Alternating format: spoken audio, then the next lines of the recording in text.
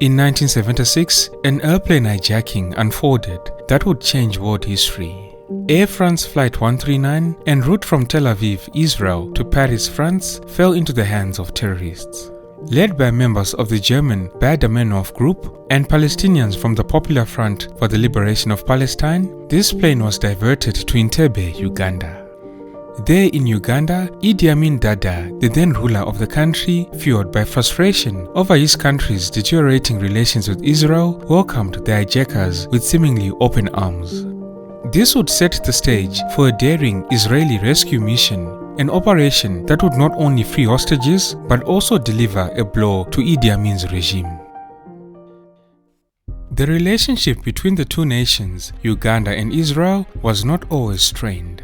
In the 1960s, Uganda served as a significant arena for various Israeli activities spanning civil and military security domains. As early as July 1963, shortly after gaining independence, Israel began training Ugandan soldiers, among them Idi Amin, who participated in a paratrooper course. Despite Idi Amin's failure to complete the course, he was still granted a pass as Israeli authorities acknowledged his significant role in Uganda. In 1969, Israel began funneling weapons through Uganda into southern Sudan, where the Anyanya rebel group had been engaged in a prolonged struggle against the Arab-dominated Sudanese government since the 1950s. In this instance, Israel's strategic objective was to divert the attention of the Sudanese army, thus preventing it from aligning with Egypt, which was preparing to retaliate against Israel for the capture of the Sinai Peninsula. Uganda's president during this period, Apollo Milton Obote, held staunch Pan-Africanist beliefs and advocated for a united Africa that would confront the legacies of division and colonialism. In line with the sentiments of many African leaders, Milton Obote condemned what he perceived as Israeli aggression against Egypt and sought to cut support to the Anyanya rebels. But Idi Amin, the Ugandan army's commander at the time, was a great admirer of Israel. Anyways, President Milton Obote was ousted on January 25, 1971 in a military coup orchestrated by General Idi Amin. Numerous commentators have asserted that Israel played a significant role in the overthrow. This belief stems from the close collaboration between Idi Amin and Israeli officials, notably Colonel Baruch Bar-Lev, who headed the Israeli military mission at the time. The relationship between Idi Amin and the Israelis was a marriage of convenience, and it soon began to unravel. Also, the Six-Day War between Israel and the Arab world had split many African countries, and Idi Amin, being a Muslim, now found himself supporting a country that many of his fellow Muslims did not like very much. Idi Amin's falling out with Israel began during his visit to the nation, where he secured some arms and an executive jet. He was disappointed not to receive the fighter jets and other advanced equipment he had anticipated. Amin sought such weaponry to confront Tanzania, which he believed was providing refuge to Milton Obote and remnants of his forces who had escaped across the border. At the same time, Uganda owed Israel tens of millions of dollars for weaponry and for work carried out by private companies, and so this put pressure on Idi Amin. His many requests to cancel the debt or ease the repayment schedule were turned down. Feeling let down by Israel, Idi Amin turned to alternative sources for support, including Egypt and other Arab nations. He sought assistance from Libya, where its leader, Muammar Gaddafi, pledged financial aid. According to some Arab sources, Muammar Gaddafi criticized Idi Amin for his ties with the Zionist entity and offered aid on the condition that Idi Amin would expel Israelis from Uganda. On February 13, 1972, the two presidents issued a joint statement in Tripoli, Libya's capital, pledging to align their regimes with Islam and voicing solidarity with the Arab cause against Zionism and imperialism. Shortly thereafter, Idi Amin started accusing Israel of undermining Uganda's economy and security, despite earlier assurances to the Israeli ambassador that relations between the two countries would remain unchanged. A few weeks later, an Israeli newspaper reported that Amin had scrapped a scheduled trip to Egypt due to purported concerns about an internal coup plot against him.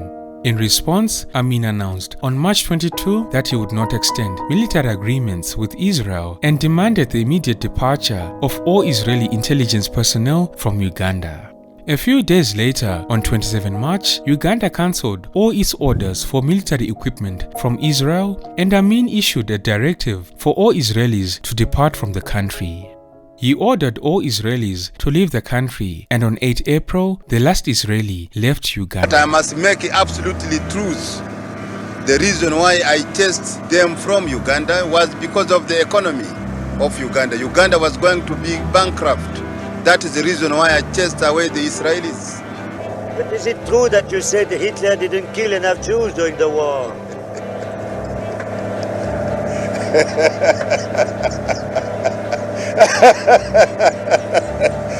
Why do you ask me about Hitler? The Hitler's problem is now past tense.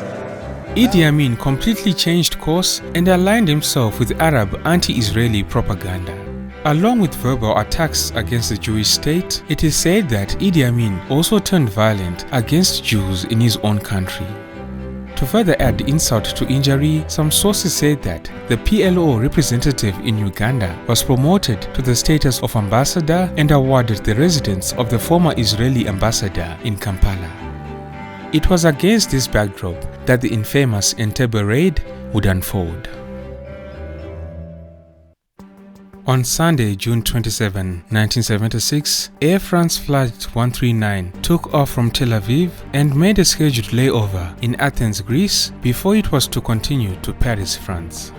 Wilfried Boss and Brigitte Kuhlmann, members of the German Baader-Meinhof terror group, and 2 Palestinians from the Popular Front for the Liberation of Palestine, boarded the flight in Greece along with other passengers. Their main demand was the release of 53 militants who had been imprisoned in Israel, Kenya, West Germany, and elsewhere. After taking control of the aircraft, the hijackers diverted it to Benghazi, Libya, for refueling. While grounded, they released Patricia Mattel, a British-born Israeli citizen who pretended to have a miscarriage by inflicting superficial wounds upon herself, resulting in significant bleeding. After being released, Patricia Mattel traveled to London, where she underwent debriefing sessions conducted by agents from MI6 and the Israeli intelligence unit Mossad. During these sessions, she provided crucial intelligence by identifying the terrorists from photographs and disclosing details regarding the number of hijackers and the weaponry they possessed. Meanwhile, after departing Benghazi, Libya, Flight 139 continued its journey to Uganda, touching down at Entebbe Airport at 3:15 in the afternoon on the 28th of June. On board were 248 passengers and 12 crew members. When the plane touched down, there on the tarmac at Entebbe Airport stood the instantly recognizable, internationally notorious figure of Idi Amin Dada wearing camouflage battle fatigues. President Idi Amin Dada welcomed the terrorists and passengers, and Ugandan soldiers were then deployed to secure the airport. Immediately thereafter, the passengers and crew were escorted off the plane and into the old terminal building of Entebbe Airport. They were no longer passengers, now they were hostages. The 4 terrorists were joined by other PFLP operatives on the ground at Entebbe. They immediately separated the Jewish and Israeli hostages from the rest of the captives. During this ordeal, Idi Amin came to visit the hostages several times, updating them on developments and promising to use his efforts to have them freed through negotiations. One might wonder why Idi Amin openly welcomed the terrorists and hostages to Entebbe Airport, and here are some possible reasons. It could be because Idi Amin sympathized with the cause of the Palestinian militants and supported their struggle against Israel. So maybe he saw the hijacking as an opportunity to align himself with anti-Israeli forces. It could also be because Idi Amin sought to assert Uganda's independence and challenge Western influence. By offering support to the hijackers, he aimed to position Uganda as a champion of the Palestinian cause and gain favor from Arab nations. Later, when he was giving his own account of the story, President Idi Amin stated that his involvement with the hijackers only began when they requested permission to land in Uganda. He recounted his actions leading up to the subsequent raid, noting that this plane had arrived in Uganda with only 15 minutes of fuel remaining. Here is part of his account of the story. On being contacted, I allowed the aircraft to land at Entebbe for humanitarian considerations. After landing, I took the initiative as the President of Uganda and then current Chairman of the Organization of African Unity to negotiate the release of the hostages. My main interest all along was to save the lives of some 275 people of different nationalities which were at stake. To that end, I directed the plane to be guarded properly while I negotiated with members of the PFLP. My first success was to have the hostages removed from the aircraft into the airport building. The Uganda Armed Forces were not allowed by the hijackers to go near the airport building. However, once in the airport building, many facilities were made available to the hostages, such as medical and food supplies and other welfare treatment. On June 30, the PFLP accepted my request to release 48 hostages, including old and sick people and children. On July 1, the first deadline the hijackers had set, I was able to convince them not to only extend the deadline to July 4, but I was also able to make them agree to the release of another 100 hostages who were nationals of other states than Israel.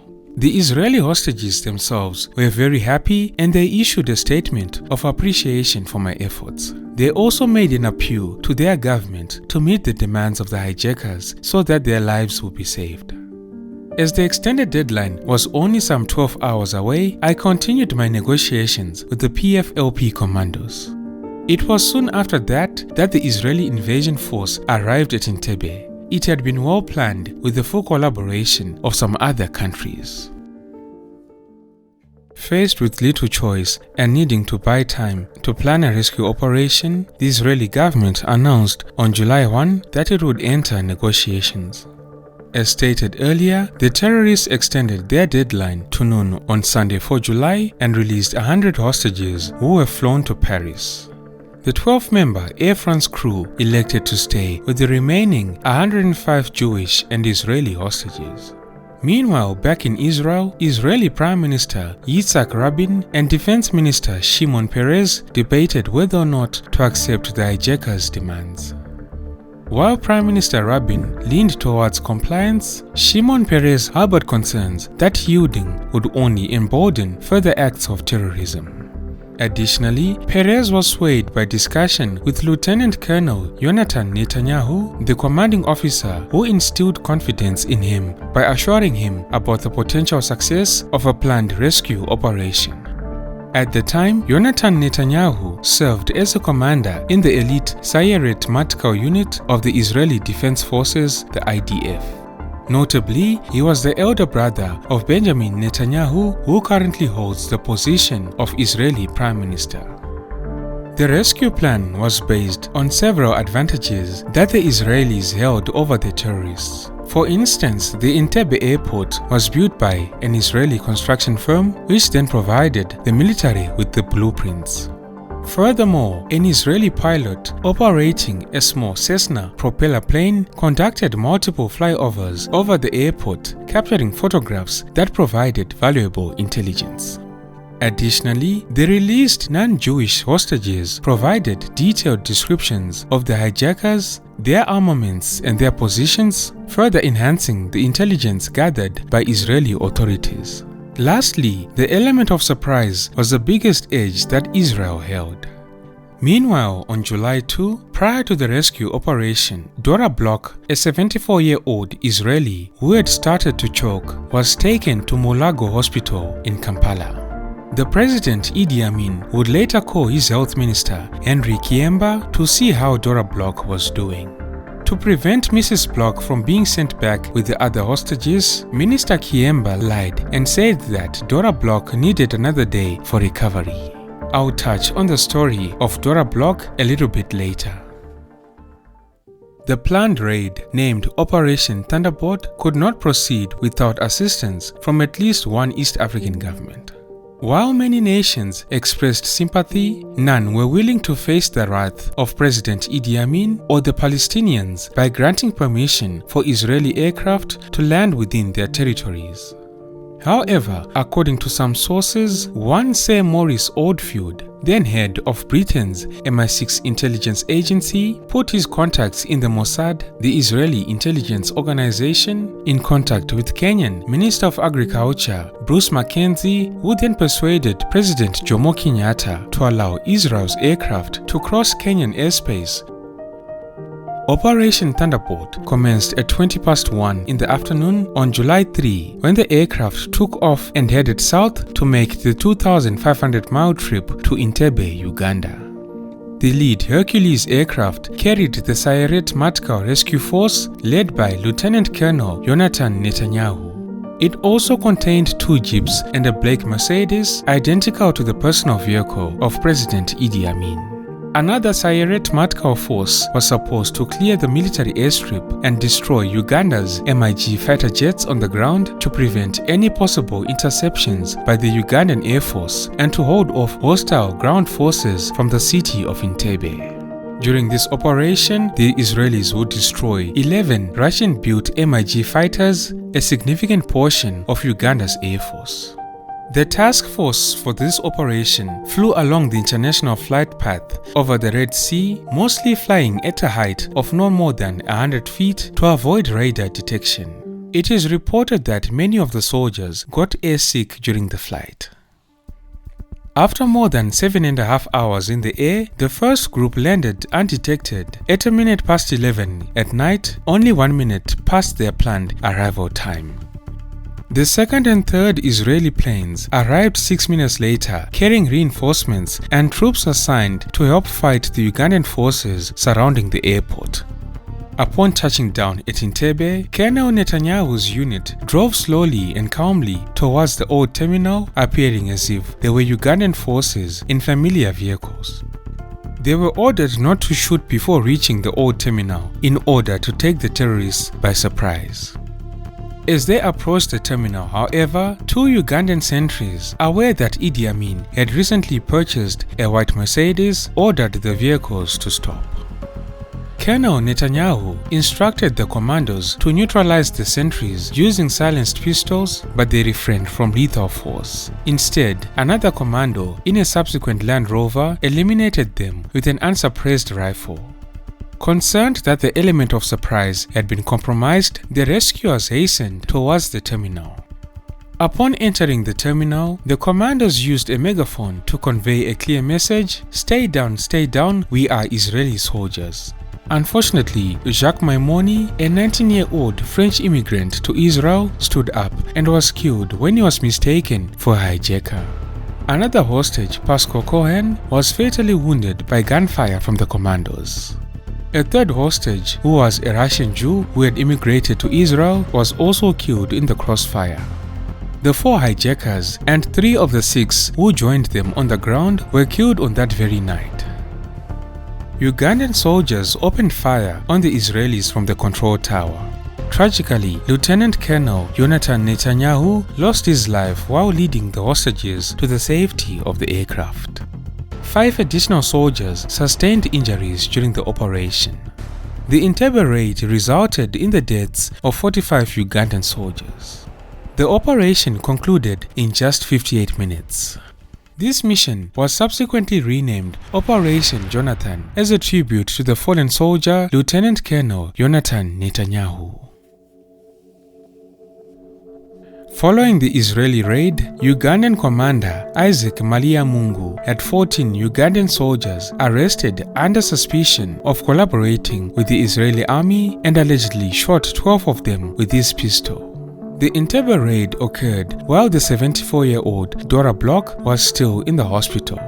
After the raid, she was murdered by officers of the Ugandan army. In 1979, after the Uganda-Tanzania War, Tanzanian troops discovered Dora Bloch's body in a sugar plantation. Her remains were returned to her son in Israel, where she was given a state funeral.